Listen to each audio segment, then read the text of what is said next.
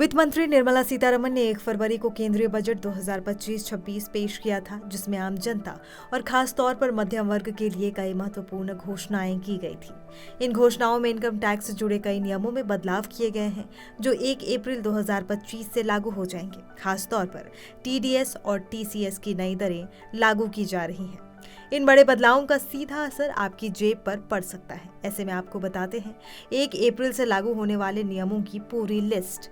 UPI खाते होंगे बंद।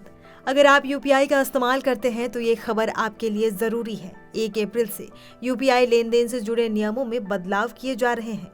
नए नियम के तहत जिन मोबाइल नंबरों से लिंक किए गए यूपीआई खाते लंबे समय से उपयोग में नहीं है, उन्हें बैंक अपने सिस्टम से हटा सकता है। अगर आपका मोबाइल नंबर किसी यूपीआई ऐप से जुड़ा है, लेकिन आपने लंबे समय से इसका इस्तेमाल नहीं किया है, तो बैंक उस नंबर को अपने रिकॉर्ड से डिलीट कर सकता है। इसका सीधा असर ये होगा कि आपका यूपीआई खाता बंद हो जाएगा और आप डिजिटल लेन देन नहीं कर पाएंगे।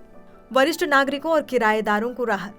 सरकार ने वरिष्ठ नागरिकों के लिए बड़ी राहत देते हुए टीडीएस छूट की सीमा को 50,000 रुपए से बढ़ाकर 1 लाख रुपए तक कर दिया है। इस बदलाव से उन्हें अब ज्यादा कर छूट का लाभ मिलेगा। इसके अलावा किराए की आय पर टीडीएस कटौती की सीमा को भी संशोधित किया गया है।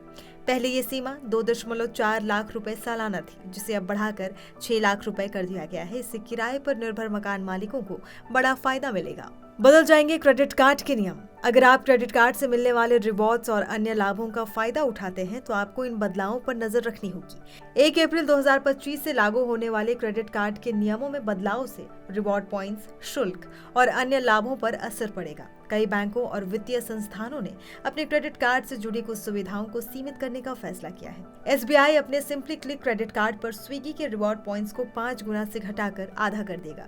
एयर इंडिया के सिग्नेचर क्रेडिट कार्ड पर मिलने वाले रिवॉर्ड पॉइंट्स को 30 से घटाकर 10 कर दिया जाएगा।